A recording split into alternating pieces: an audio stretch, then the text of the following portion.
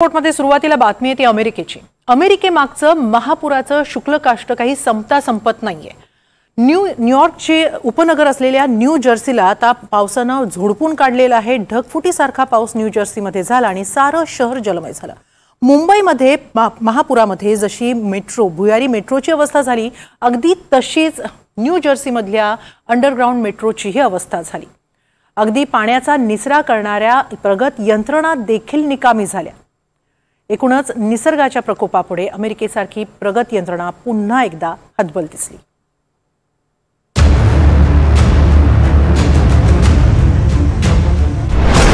New York पासनं हाकेच्या अंतरावर पावसाचं थैमान.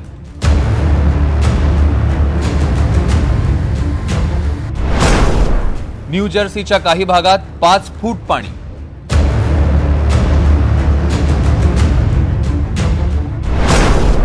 संपूर्ण न्यू जर्सी पावसामुळे जनजीवन पुरतं विस्कळीत.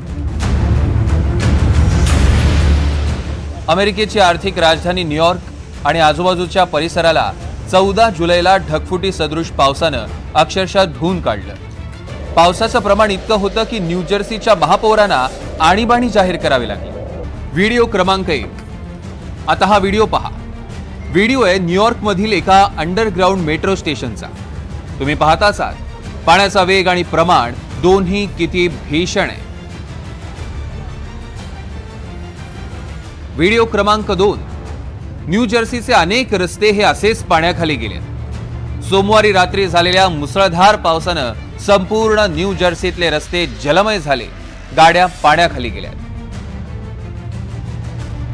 व्हिडिओ क्रमांक 3. न्यू जर्सीतल्या रस्त्यावर पुराचं पाणी इतक्या वेगानं वाहत होतं की रस्त्याच्या कडेला पार्क केलेल्या गाड्या पाण्यात वाहून गेल्या. व्हिडिओ क्रमांक 4. हा व्हिडिओ बघा.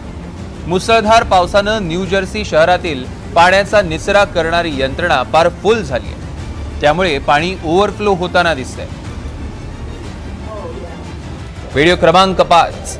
आता हा व्हिडिओ नीट बघा. रस्त्याला नदीचं रूप आलंय. पाण्याचा वेग बघून हृदयाचा ठोका चुकला नाही तरच नवल.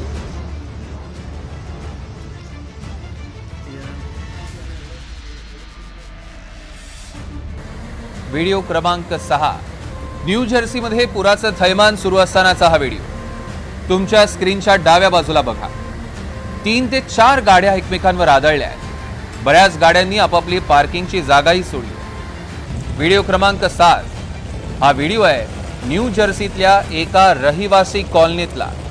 मुसळधार पावसानं बंगल्यांच्या परिसरात पार्क केलेल्या गाड्या पाण्याखाली गेल्या. नाही, हा असा अनुभव तर पहिलाच होता, म्हणजे अनुभवलेला पहिला होता. आधी 2021 मध्ये आय थिंक झालेला असा पाऊस, पण तो फक्त ऐकलेला. पण हा पाऊस म्हणजे अनुभव घेतलेला, कारण माझे हसबंड जातात ऑफिसला. त्यांना मी पिक करायला जाते स्टेशनवर. इथून अगदी 15 मिनिटांवर आहे. तर मी जेव्हा जात होते तेव्हा पाऊस होता चालू. ऍक्च्युली फोनवर पण अलर्ट येत होते की फ्लॅश फ्लड वॉर्निंग वगैरे असं. पण एवढं सिरियसली घेतलं नाही, कारण असं बऱ्याचदा होतं की होईल असं म्हणून आधीच आलेलं असतं. पण कालचा जो पाऊस होता तो खूपच जास्त होता. साधारण आम्ही घरी आलो, म्हणजे कम्युनिटीमध्ये एंटर केलं आणि त्यानंतर जोरात सुरू झालेला. ऍक्च्युली 6च्या आसपास सुरू झालेला आणि 2 मिनिटांचाच डिस्टन्स होतं घरी येईपर्यंत. पण तो जो अनुभव होता तो खूपच होता, म्हणजे खूपच जोरात पाऊस होता. समोर काहीच दिसत नव्हतं. शिवाय म्हणजे पूर्ण रस्त्यांवर पाणी वाहत होतं आणि काही काही गाड्या पण म्हणजे अगदी पाण्यात पूर्ण गेलेल्या होत्या. आमची गाडी सुद्धा म्हणजे खूप आम्हाला मेहनत लागली इथपर्यंत घरापर्यंत आणायला. अगदी 2 मिनिटांचंच डिस्टन्स होतं. पण हा खूपच म्हणजे कालचा पाऊस खूपच भयानक होता.